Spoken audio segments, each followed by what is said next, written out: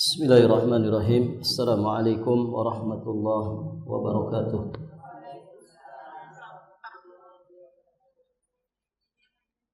Alhamdulillah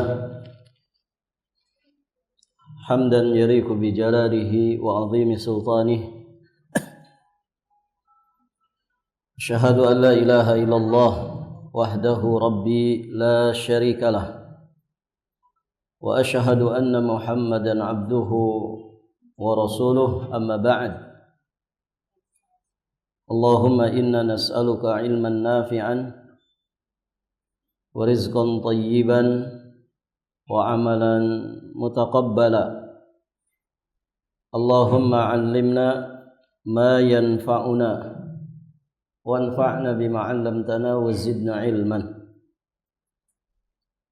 Para ummahat wa akhwat fillah, rahimani wa rahimakumullah. Alhamdulillah, kita bersyukur kepada Allah Subhanahu wa taala. Pada kesempatan ini kita sudah berada di tanggal 14 dari bulan Dzulhijjah 1446 Hijriah. Berarti kita sudah berada di penghujung tahun dari tahun 1446 Hijriah. Insyaallah pada kesempatan ini kita akan melanjutkan pembahasan kita, masih berkaitan dengan pembahasan Al-Jadid Syarah Kitab At-Tauhid. Baik, ibu-ibu yang dirahmati Allah, kita masih di pembahasan tentang At-Tamimah, ma jaa fir ruqa wa tamaim, penjelasan tentang ruqyah dan tamimah. Sekarang yang keberapa? Dalil yang keberapa? Dalil ketiga. Baik, ibu-ibu yang dirahmati Allah, berikutnya muallif rahimahullahu ta'ala, beliau menyampaikan dari Abdullah bin Ukaim, yakni Abu Ma'bad al-Juhani al-Kufi, yang wafat di masa kekuasaan Al-Hajjaj. Dari Abdullah bin Ukaim secara marfu', yakni sampai kepada Nabi sallallahu alaihi wa alihi wasallam, dikatakan man ta'allaqa syai'an wukila ilaih, barang siapa yang menggantungkan sesuatu maka dia dibiarkan bergantung kepadanya. Hadis ini diriwayatkan oleh Imam At-Tirmidzi, Imam Ahmad di dalam kitab Musnadnya, juga Imam Al-Hakim. Derajat hadisnya hasan. Man ta'allaqa syai'an wukila ilaih, barang siapa yang menggantungkan sesuatu. Menggantungkan sesuatu di sini maksudnya adalah dia mengenakan sesuatu, menggantungkan sesuatu, memakai sesuatu dengan berharap atau dia takut kepadanya. Wukila ilaih, maka dibiarkan dia bergantung kepadanya. Maksudnya urusannya itu dibiarkan kepadanya. Maka siapa yang bersandar kepada Allah dan memohon segala hajat kebutuhannya kepadanya, maka Allah pasti menjaga dan memudahkan segala urusannya. Namun sebaliknya, siapa yang bersandar kepada selain Allah, maka dia pasti dibiarkan dan diabaikan. Dan sesuatu selain Allah itu statusnya makhluk. Statusnya makhluk. Dan makhluk itu disifati dengan kelemahan. Maka bersandarlah hanya kepada Allah dalam segala urusan. Jangan bersandar kepada selain Allah. Yang sama makhluk seperti kita yang juga bersifat lemah. segala terbatas. Kalau Allah Al-Ghaniyul Hamid, Allah itu maha kaya, maha terpuji. Ar-Razzaq, maha memberi rezeki. Al-Qadir, Al-Qadir, Al-Muqtadir, maha kuasa atas segala sesuatu. Al-Qawiyul Matin, Allah itu maha kuat, maha kokoh. Allah itu As-Samad, tempat bergantungnya segala sesuatu. Maka ketika kita bersandar kepada Allah, maka sandaran kita sandaran yang maha kuat. Baik.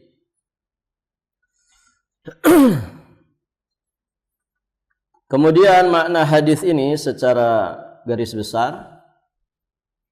Dalam riwayat ini Abdullah bin Ukaim mengabarkan kepada kita bahwa Nabi SAW mengabarkan kepadanya, siapa yang bersandar kepada sesuatu maka urusan dirinya dibiarkan kepada sesuatu itu.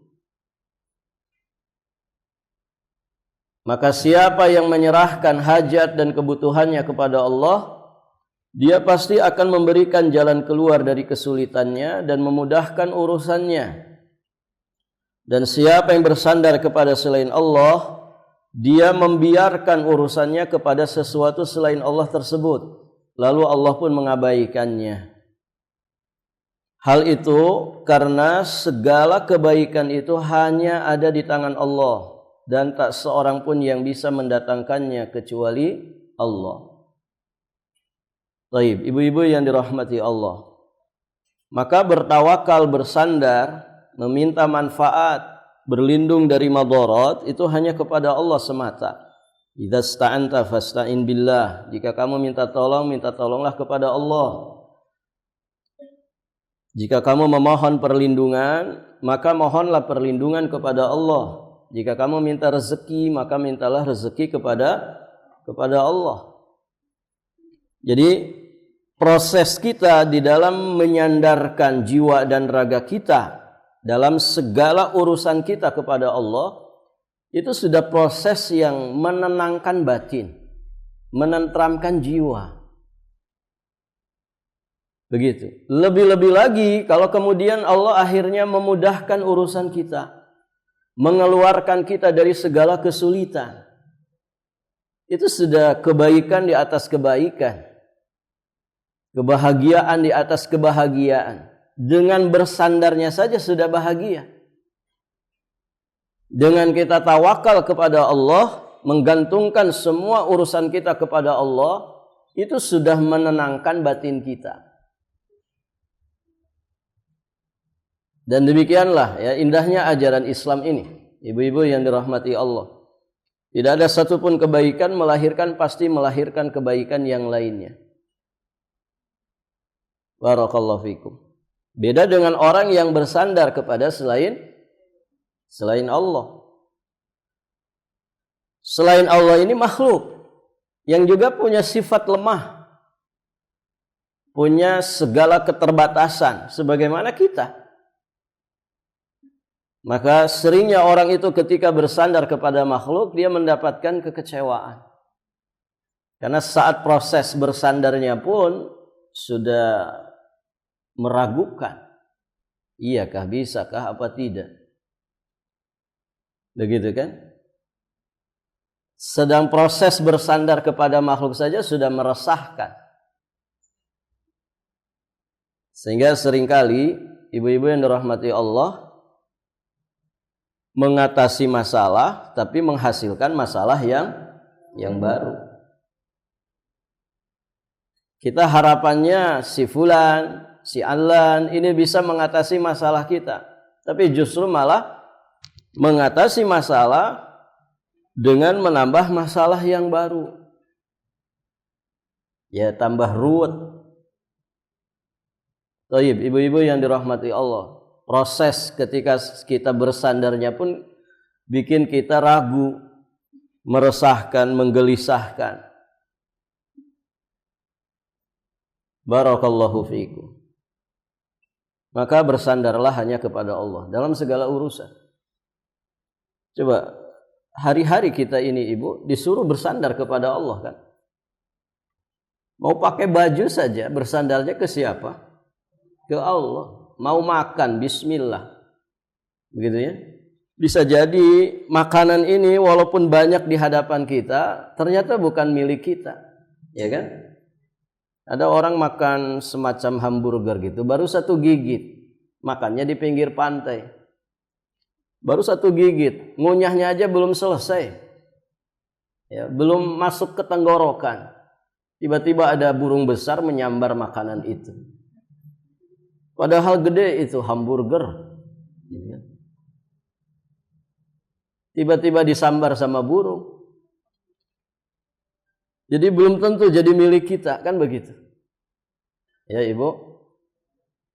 Maka bersandarlah kepada Allah dalam segala hal. Mau keluar rumah kita bersandar kepada Allah. Bismillah, tawakkaltu 'ala Allah, la haula wala quwata illa billah. Kita mau masuk WC, bismillah, Allahumma inni a'udzubika minal khubuthi wal khaba'ith. Ini ciri-ciri orang itu bersandar kepada Allah. Ketika dia mau melakukan apapun, selesai melakukan apapun, dia selalu zikir kepada Allah. Itu ciri orang itu selalu bersandar kepada Allah. Mau belajar, tidak mengandalkan kecerdasan.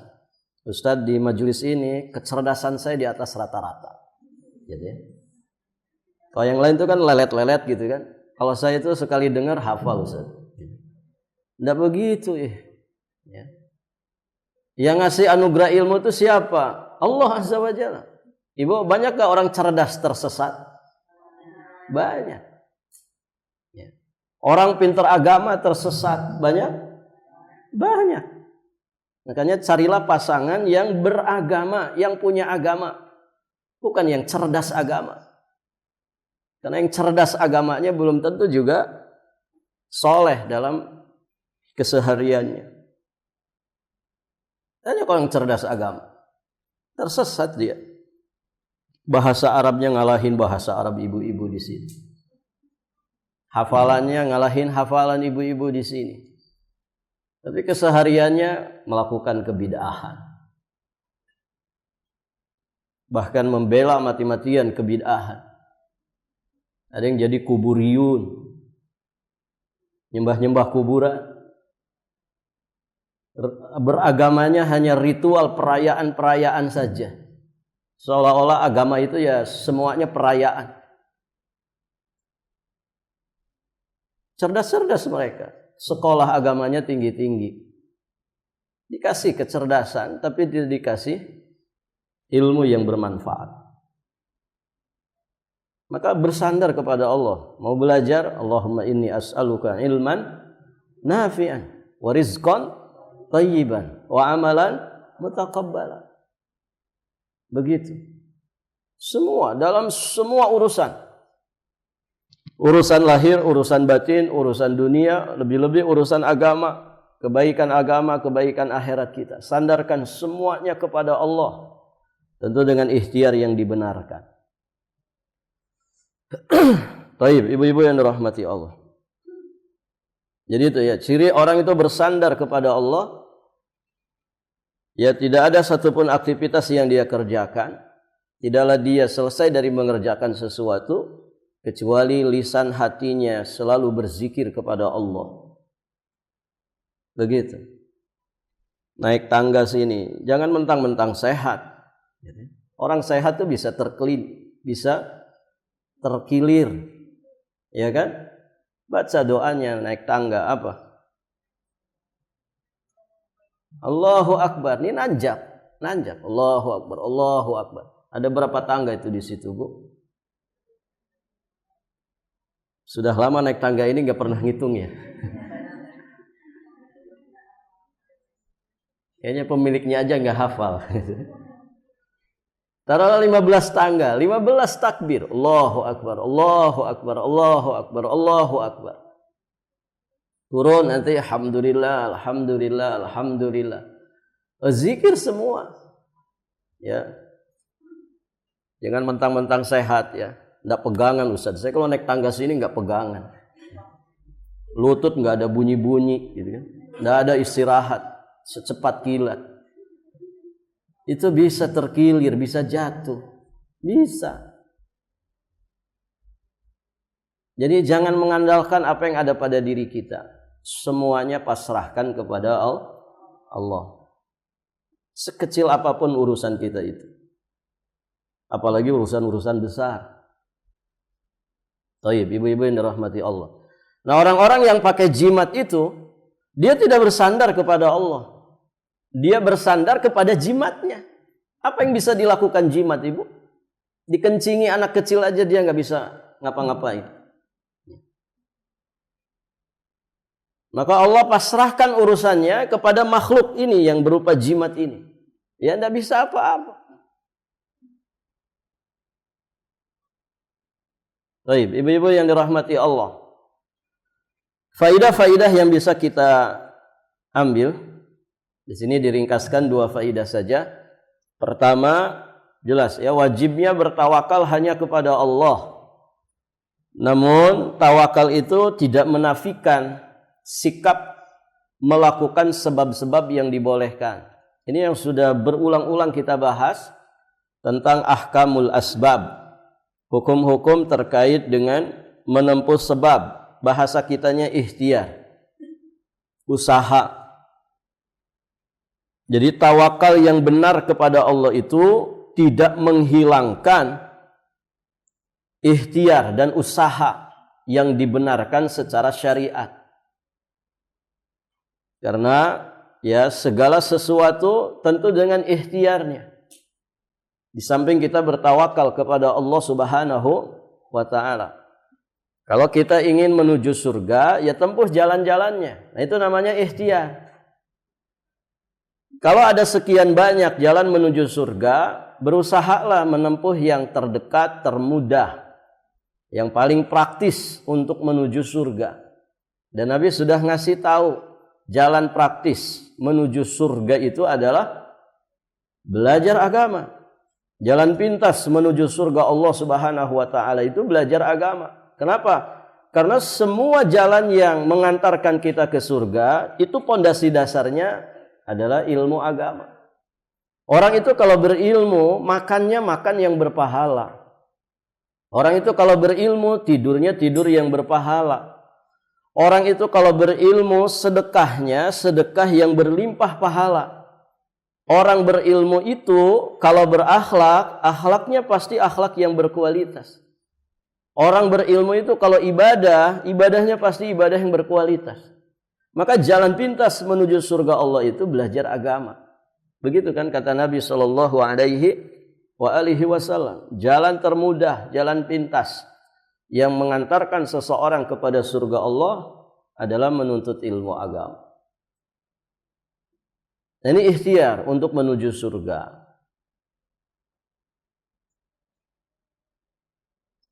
Kalau kita misalkan ingin menargetkan kesolehan, saya pengen punya kesolehan di bidang ini, maka tempuh jalan-jalannya. Mana jalan yang mengantarkan kita kepada akhlakul karimah itu?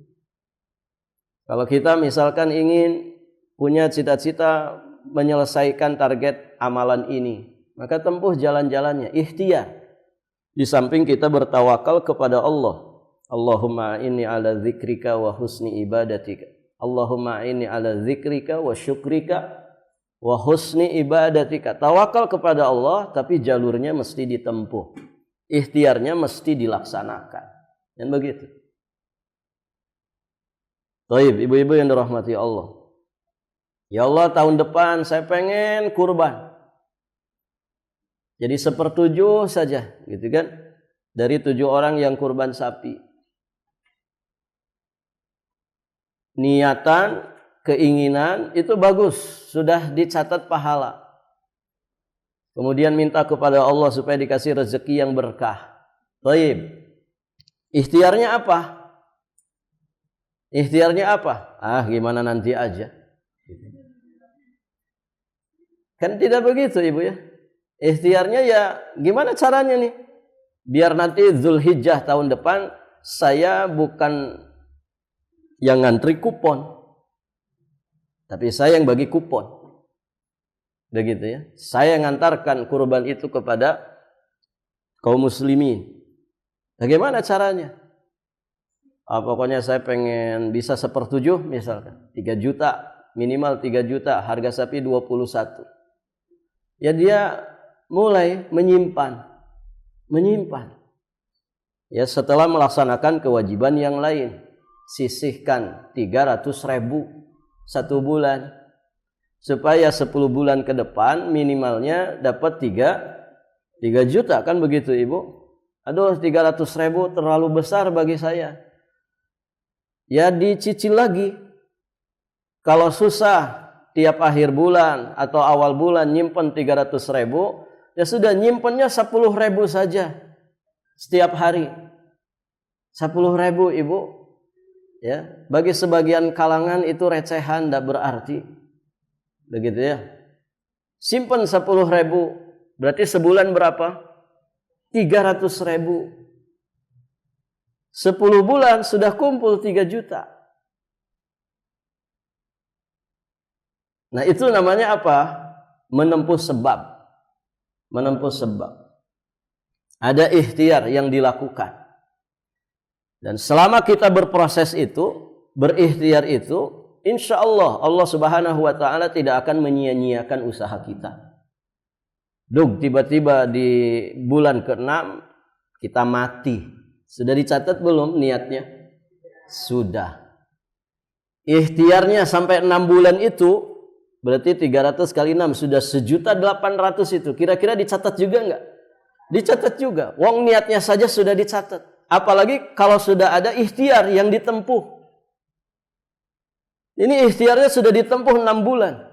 Oh, itu dicatat juga. Tidak ada yang disia-siakan. Nah itu ibu-ibu yang dirahmati Allah. Jadi tawakal yang benar kepada Allah itu tidak menafikan ikhtiar yang dibenarkan oleh syariat. Kemudian yang kedua, terabaikannya orang yang berpaling dari Allah kepada selainnya. Terabaikannya orang yang mencari manfaat dari selain Allah. Jadi orang yang berpaling dari Allah malah kemudian bersandar menuju kepada selain Allah. Dia malah cari manfaat dari selain Allah Subhanahu wa ta'ala. Justru Allah akan mengabaikannya. Kalaupun ternyata dia mendapatkan apa yang dia inginkan dengan bersandarnya dia kepada makhluk, itu sejatinya istidraj dari Allah. Contoh Bu, ada orang nyari rezeki dengan cara pesugihan. Sebagian berhasil enggak Ibu? Berhasil. Apakah itu melegalkan perbuatannya dia dengan ritual pesugihan, kesyirikannya? Tentu tidak. Itu tetap haram, dosa paling besar, kesyirikan, nyembah-nyembah selain Allah. Tapi dapatnya dia apa yang dia inginkan, itu istidraj dari Allah Subhanahu wa ta'ala. Nah itu ibu-ibu yang dirahmati Allah. Dan biasanya orang tuh kalau mendapatkan sesuatu dari yang haram-haram begitu, itu tidak bertahan lama. Alias tidak diberkahi. Tidak diberkahi. Baik, ibu-ibu yang dirahmati Allah. Kemudian hubungan hadis ini dengan judul babnya tentang ruqyah dan tamimah, jelas ya. Hubungan hadis ini berkaitan dengan judul bab, bahwa hadis ini menunjukkan haramnya mencari manfaat dari selain Allah. Karena an-nafi wad-dhar, yang maha kuasa untuk memberikan manfaat dan menolak madarat, itu hanyalah Allah Subhanahu wa ta'ala. Mencarinya dan bersandar kepada selain Allah, maka itu merupakan kesyirikan. Ya, sebagaimana beliau sampaikan di sini, hubungan hadis terkait dengan pembahasan tauhid. Hadis ini menunjukkan diabaikannya orang yang bersandar, orang yang bertawakal kepada selain Allah dalam usaha mendapatkan manfaat atau menolak suatu madarat. Kenapa diabaikan oleh Allah? Allah kemudian tidak memperdulikannya. Hal itu karena perkara mendatangkan manfaat dan menolak madarat ini perbuatan-perbuatan yang khusus bagi Allah semata. Min khasaisillah. Ini termasuk kekhususan Allah. Maka mencarinya dari selain Allah merupakan kesyirikan. Baik, ibu-ibu yang dirahmati Allah.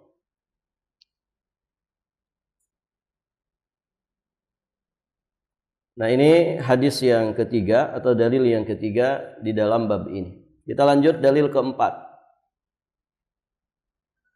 Imam Ahmad meriwayatkan dari Ruwaifi, yakni Ruwaifi bin Thabit bin As-Sakan bin Adi bin Al-Harith, sahabiyun jalil, ya, minal Ansar, seorang sahabat yang mulia dari kalangan Ansar.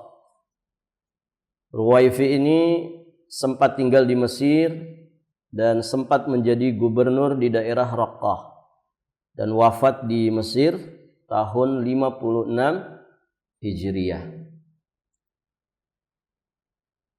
Beliau berkata, Rasulullah sallallahu alaihi wasallam bersabda kepadaku, "Ya Ruwaifi', la'allal hayata satatulu bika, fa akhbirin nas anna man aqada lihyatahu aw taqallada wataran aw istanja bi raji'i dabatin aw 'azmin fa inna Muhammadan bari'un minhu." Wahai Ruwaifi, barangkali hidup umurmu akan panjang, maka sampaikanlah kabar kepada manusia bahwasanya siapa yang mengikat jenggotnya atau mengenakan kalung dari tali busur panah atau beristinja dengan kotoran hewan atau tulang, maka sampaikanlah sesungguhnya Muhammad bari'um minhu, berlepas diri darinya. Di sini diriwayatkan oleh Imam Ahmad, Imam Abu Daud, Imam An-Nasai, disahihkan oleh Imam Al-Albani. Baik, ibu-ibu yang dirahmati Allah.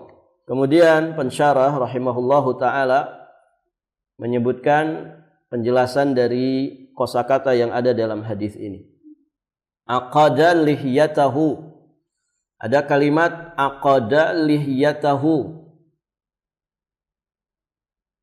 yakni orang yang mengikat jenggotnya. Ada nggak ibu orang suka ngikat jenggot? Ada ya. Orang suka ngikat jenggot. Jadi jenggotnya panjang kemudian diikat. Diikat pakai karet gelang kecil jadi berapa ikatan begitu. Maksud di sini aqada lihyatahu, yakni mengikatnya sebagai bentuk keangkuhan, sebagai bentuk kesombongan, atau sebaliknya supaya timbul kesan bahwa orang ini lembut, feminim.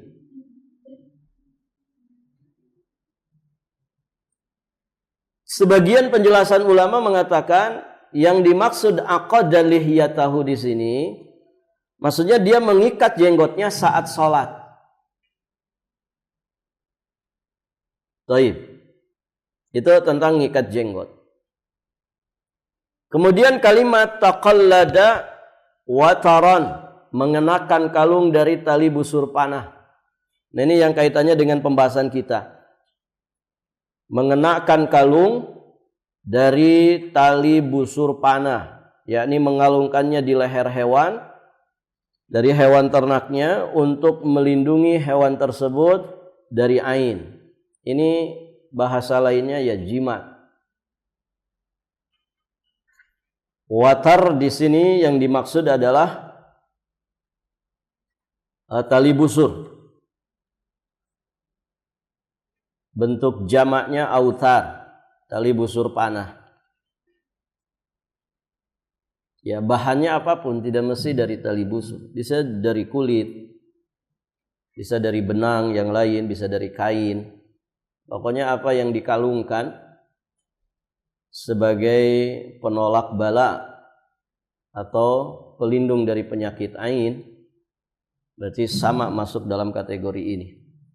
Kemudian kalimat istanja. Istanja berarti ini maksudnya istinja. Istinja itu bahasa kitanya apa? Bahasa simpelnya ya cebok begitu ya. Membersihkan diri setelah buang hajat. Baik besar ataupun kecil. Ada buang air besar, ada buang air kecil. Ada istilah lain namanya istijmar. Istijmar itu istinja pakai benda keras, pakai batu. Ada yang pengalaman Ibu? Alhamdulillah ya, berlimpah air di kita ini. Ya. Kita mah pakai tisu saja risih kan begitu Bu? Pakai tisu saja risih. Kalau orang di luar kita itu kan toiletnya kadang nggak ada airnya. Gitu. Saya pernah di Jakarta masuk, saya lupa hotelnya hotel apa. Waktu itu mau berangkat bikin pisa di satu gedung, saya lupa nama gedungnya. Terus pengen buang air, ditunjukin sama security-nya di sebelah sana Mas. Pas masuk itu Ibu, toiletnya berkarpet, ya. Kayaknya lebih tebal dari karpet yang Ibu dudukin. Saya juga bengong, ini kok toilet berkarpet. Baru nggak ada gayung, nggak ada ember, yang ada tisu aja. Itu sampai nggak jadi, ya, masuk lagi ke dalam itu airnya. Sampai nggak jadi nggak selera jadinya. Mau kayak apa? Baik, Ibu yang dirahmati Allah. Dan anehnya di kita ini tisu toilet itu dipakai di warung makan. Ya Ibu, yang bergulung itu kan tisu toilet. Aslinya tisu toilet, dia menyerap cairan lebih cepat. Di kita dipakai bibir begitu. Jadi bibir bawah, bibir atas sama saja tisunya. Baik, ibu-ibu yang dirahmati Allah. Nah, itu istijmar. Ya, istinja tidak pakai air. Pakainya benda keras. Biasanya yang dipakai adalah batu. Alhamdulillah seumur-umur tidak pengalaman gitu ya. Di kita berlimpah air ya. Jadi pakai batu itu boleh. Kalau memang tidak ada air. Ya, semoga air selalu berlimpah. Nah itu istinja ya. Ada istinja, ada istijmar. Kemudian kalimat bari'um minhu, berlepas diri darinya. Maksudnya berlepas diri dari perbuatan tersebut. Ada 3 ya perbuatan yang disebutkan di dalam hadis ini. Yang kemudian Nabi SAW berlepas diri darinya, menunjukkan bahwa itu sesuatu yang buruk. Baik, kita jelaskan secara mujmal, secara garis besar. Dalam hadis ini, Ruwaifi radhiyallahu taala anhu, beliau mengabarkan kepada kita bahwa Nabi SAW mengabarkan kepadanya bahwa hidup atau umurnya akan panjang dan wajib atasnya mengabarkan kepada manusia pesan dari Nabi SAW ini. Apa pesannya? Barang siapa yang mengikat jenggotnya, yang kedua mengenakan kalung di lehernya atau leher hewan ternaknya, walaupun hanya seutas tali busur. Yang ketiga, atau dia beristinja dengan kotoran hewan yang sudah kering atau dengan tulang, maka sesungguhnya Nabi SAW berlepas diri. Maksudnya Nabi benci, Nabi memusuhi, Nabi tidak menyetujui perbuatan orang tersebut. Taib, ibu-ibu yang dirahmati Allah, pelajaran yang bisa kita ambil dari hadis Ruwaifi ini, pertama jelas menunjukkan kemukjizatan Nabi. La'allal hayatat satatulu bika, semoga umurmu panjang. Engkau akan berumur panjang, maka tolong kabarkan wasiatku ini kepada manusia. Ini mukjizat Nabi, di mana umur Ruwaifi radhiyallahu taala anhu ternyata terbukti panjang, sebagaimana apa yang dikabarkan oleh Nabi sallallahu alaihi wasallam. Taib. Kemudian pelajaran kedua, diterimanya khabar ahad. Diterimanya riwayat dari satu orang. Faedah ini disampaikan ya karena ada sebagian pihak, sebagian kalangan yang tidak menerima hadis ahad. Padahal hadis ahad itu diterima dan banyak dalil tentang itu.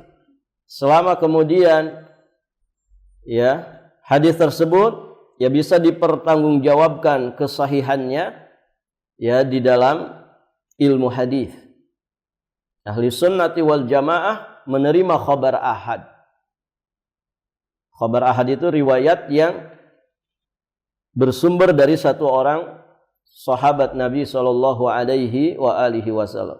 Nabi mengutus Mu'ad bin Jabal ke negeri Yaman, satu orang. Abu Musa al-Ash'ari ke negeri Najran untuk berdakwah, menyampaikan apa yang mereka tahu dari Nabi sallallahu alaihi wasallam. Satu orang saja. Untuk seluruh kaum muslimin yang ada di tempat tujuan dakwahnya. Nah, ini diterima khabar ahad. Kemudian yang ketiga, riwayat ini menjelaskan kepada kita haramnya mengikat jenggot. Tentu bagi siapa ini? Bagi laki-laki ya, karena ibu-ibu nggak ada yang jenggotan. Ibu-ibu yang suaminya jenggotnya panjang, bilangin tidak boleh diikat. Karena imma dia niatnya karena kesombongan supaya tampil beda, syuhrah, atau supaya dikenal sebagai orang lembut, kalem, begitu ya. Nah, ini sama saja.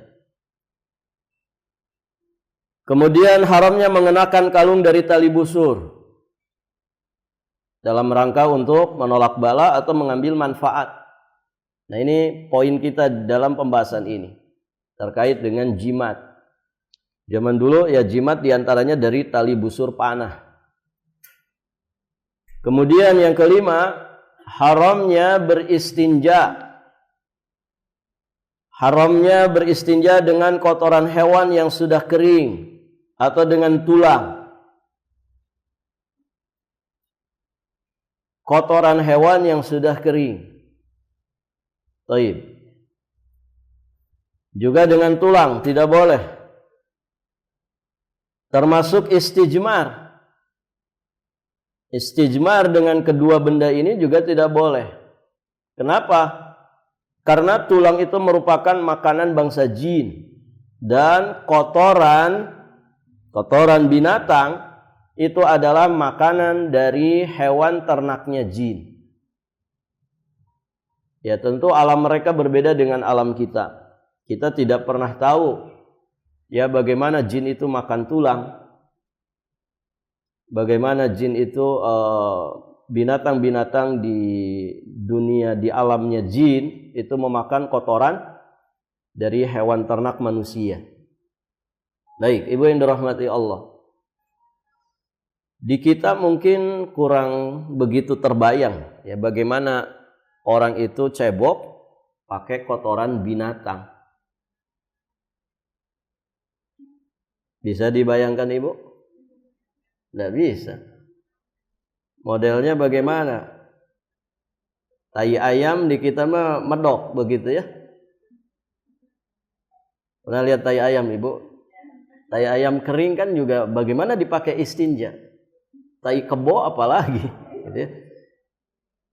Di kita ini kan tropis begitu ya. Jadi kering itu ya kalau kemarau banget gitu. Tapi kalau di Arab, Ibu, kalau di Arab itu bisa tergambar. Ya, ibu-ibu kan pernah pada ke Arab kan, Ibu? Apalagi kalau di daerah padang pasirnya, di daerah Baduy. Karena di sana kering, udaranya kering, barakallahu fikum, maka ya segala sesuatu jadi kering. Kalau pakai baju, apalagi musim panas itu ya, itu sing serepet, kayak ada setrumnya. Kalau buka baju, pakai baju malam hari itu suka ada percikan kayak api, nggak tahu kenapa. Saking keringnya. Ya kain yang bergesekan dengan kulit kita itu jadi kayak ada setrumnya. Dan ada bunyi perpet-perpet begitu. Mulut jadi kering. Ya bibir ini bisa pecah-pecah. Yang tidak tahan bisa mimisan. Kulit kaki, dampal kaki ini, telapak kaki itu nggak ada yang mulus di sana itu. Pasti keras, busikan, kadang pecah-pecah, keluar darah ya di tengah-tengah, di sela-sela. Kulit jadi kering, pokoknya serba kering aja. Nah makanya di sana kalau ada bangkai kambing, bangkai onta misalkan, itu disimpan di pinggir-pinggir jalan saja, maksudnya di pinggir jalan setapak yang ada di padang pasir. Dan itu tidak bau. Jadi bangkai-bangkai di sana itu, Ibu, saya pernah lewat di padang pasir. Ternyata ada satu lembah begitu, naik sedikit ke atas, kemudian ternyata di situ kayak lembah, lebih bawah. Setelah naik ada kawasan yang agak turun. Ternyata di situ bangkai binatang semuanya. Ada yang onta, ada yang kambing, ada macam-macam di situ. Dan semuanya sudah keriput. Sebagiannya sudah tulang belulang. Gak ada aroma bau bangkai itu gak ada. Jadi kalau misalkan kambing seseorang mati, dibuang di situ, itu nanti lama-lama dia nyusut. Kering karena saking keringnya nyusut, keriput nyusut, akhirnya sisa tulang belulang. Kalau di kita kan, Ibu, bangkai curut aja di rumah baunya minta ampun kan, belatungan macam-macam. Di sana enggak. Termasuk kotoran hewannya. Saya awal-awal juga tidak tahu ya, ini orang buang-buang kelereng hitam-hitam kan, segede kelereng. Teman kita yang sudah lama ngetawain, itu loh tai onta katanya gitu. Oh ternyata tai onta, padahal sudah dipegang, kirain teh kelereng. Ya. Keras, Ibu, keras itu tai onta itu. Ya. Hijau pekat, ya hampir hitam jadinya. Dan itu keras. Makanya sangat mungkin orang itu istinja pakai itu, karena mirip batu dia. Mirip batu apung begitu ya. Keras. Tulang belulangnya juga sama. Jadi kalau ada bangkai hewan, tulang belulangnya itu tersisa di situ. Itu sangat mungkin dijadikan oleh sebagian orang yang tidak paham masalah ini, sangat mungkin dijadikan alat untuk istinja.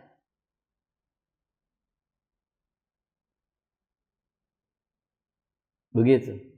Dan kalau di orang Baduy masih begitu tuh masih, Bu.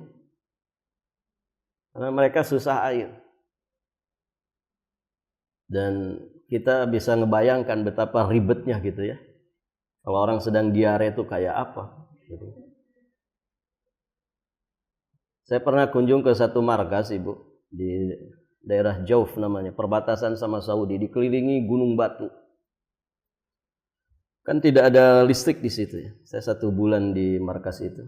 Ada Syekh Abu Ubaidah namanya, Al-Misrati, hafizahullah ta'ala, orang Libya.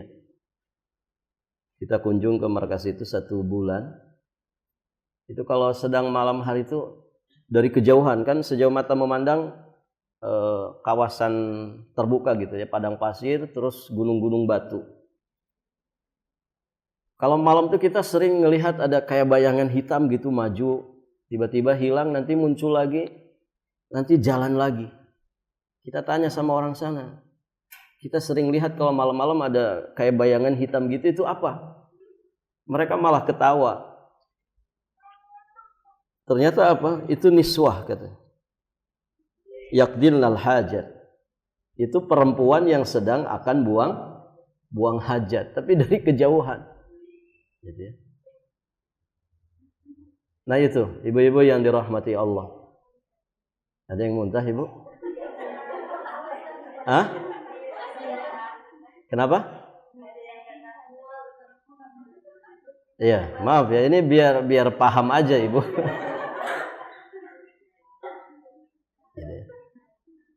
Ya bahas fikih ya begini. Ya. Makanya disampaikan oleh Nabi begitu ya. Maaf Ibu ya, karena pembahasannya sedang ini. Ya. Tapi paham ya supaya tergambar Ibu ya. Jadi kalau di kita kan tidak terbayang. Ya. Nah di sana terbayang.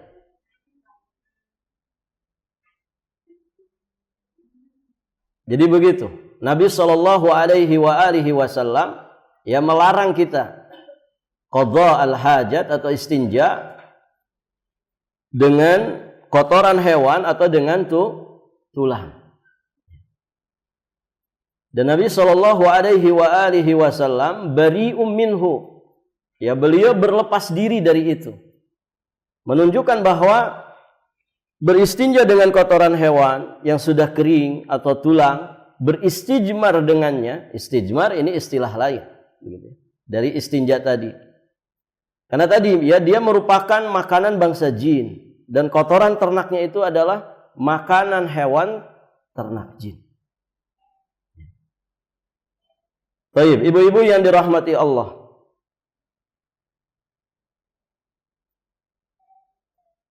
Tiga perkara ini adalah perkara yang diharamkan di dalam syariat. Ya, sehingga Nabi Shallallahu Alaihi Wasallam mengungkapkannya dengan ungkapan bari'um minhu. Nabi berlepas diri darinya. Dan poin kita di sini adalah mengenakan kalung dari tali busur. Yang ini sejatinya merupakan jimat.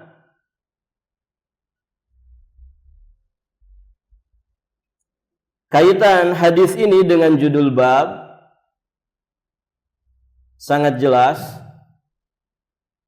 haramnya mengenakan kalung dari tali busur untuk tujuan menolak madarat.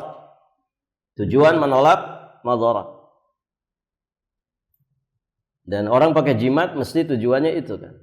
Dia mengambil manfaat dari jimatnya dan dia pun punya tujuan untuk menolak bala ya dengan jimatnya itu. Kaitannya dengan bab tauhid juga jelas.